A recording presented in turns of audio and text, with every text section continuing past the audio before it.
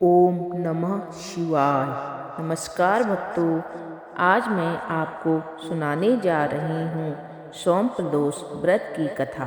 सोम प्रदोष व्रत सभी प्रदोष व्रतों में सबसे शुभ माना गया है। प्रदोष व्रत भगवान शिव को प्रसन्न करने के लिए रखा जाता है और जब यह व्रत सोमवार को होता है तो इसकी मान्यता और बढ़ जाती है। सोमवार का व्रत भगवान शिव की पूजा को समर्पित होता है, इसलिए इस दिन प्रदोष व्रत रखकर पूजा पाठ करना बहुत शुभ फलदायी होता है। आइए आपको बताते हैं सोम प्रदोष व्रत की कथा विस्तार से। सोम प्रदोष का व्रत करने से आपकी संतान के जीवन में खुशहाली आती है और वह सदैव सुखी संपन्न रहती है। सोम प्रदोष व्रत की कथा के अनुसार एक नगर में एक ब्रह्मणी रहती थी। उसके पति का स्वर्गवास हो गया था। उसका अब कोई आश्रयदाता नहीं था, इसलिए प्रातः होते ही वह अपने पुत्र के साथ भीख मांगने निकल पड़ती थी।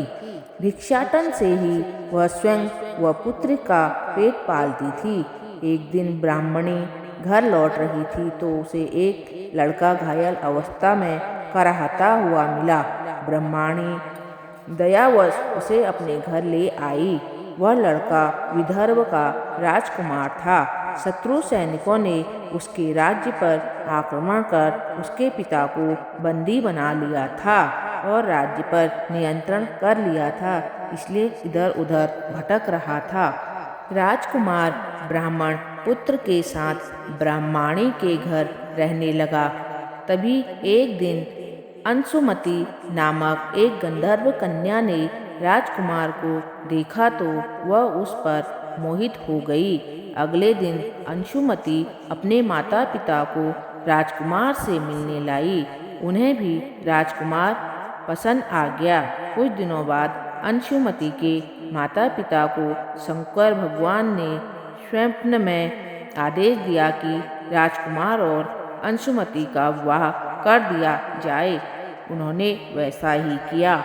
ब्राह्मणी प्रदोष व्रत करती थी। उसके व्रत के प्रभाव और गंधर्व राज की सेना की सहायता से राजकुमार ने विदर्भ से शत्रुओं को खदेड़ दिया और पिता के राज्य को पुनः प्राप्त कर आनंद पूर्वक रहने लगा।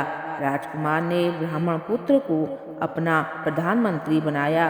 ब्राह्मणी के प्रदोष व्रत के महत्व से जैसे राजकुमार और ब्राह्मण पुत्र के दिन फिरे, वैसे ही शंकर भगवान अपने दूसरे भक्तों के दिन भी फेरते हैं। अतः सोम प्रदोष का व्रत करने वाले सभी भक्तों को यह कथा अवश्य सुननी चाहिए। बोलिए शिव शंकर भगवान की जय।